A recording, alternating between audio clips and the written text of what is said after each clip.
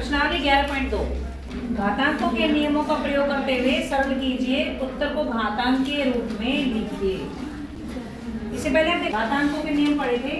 जब आधार समान होते हैं और गुणा होते हैं तो घात जुड़ जाती है, जब भाग होते हैं तो घात घट जाती है, जब घात 0 होती है तो बराबर 1 आ जाता है, और जब घात की भी घात होती है तो वो दोनों घातें आपस में गुणा हो जाती है। और अगर घात समान हो और आधार अलग अलग हो तो आधार गुणा हो जाते हैं, घात कोमा जो होती है वही लग जाती है और आधार गुणा हो जाते हैं। ये है घातांकों के नियम।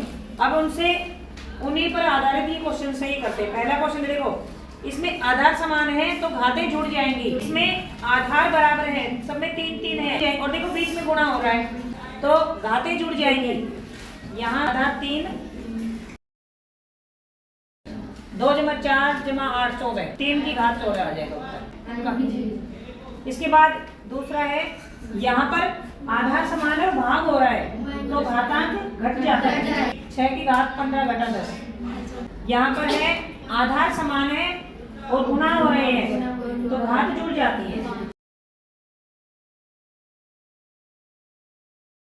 यहाँ पर आधार समान है और गुणा हो रहे हैं तो घातें जुड़ जाएंगी। 7 की घात x = 2, क्योंकि यहाँ पर x है, यहाँ पर 2 है। यहाँ पर देखो घात की भी घात है, घात की भी घात होती है तो ये घातें गुणा हो जाती हैं। तो इसको हम हल करेंगे, 5 की घात 3 दूनी 6, इन दोनों गुणा हो जाएगी, इन दोनों भाग में 5 की घात 3, तो ये होगी घात, ये आधार, जब आधार बराबर है तो घातें घट जाएंगी। 5 की घात 6 घटा 3 और ये उत्तर आ जाएगा 5 की घात 3। इधर आधार अलग अलग है, घात समान है। अगर आधार अलग अलग हो, घात समान और गुणा हो रहा हो तो आधार को गुणा कर देंगे, दोनों आधार हैं उनको गुणा कर देंगे और घात जो है वही लिख देंगे। इन दोनों को गुणा कर दिया, घात 5 है, 5 दूनी 10 की घात 5।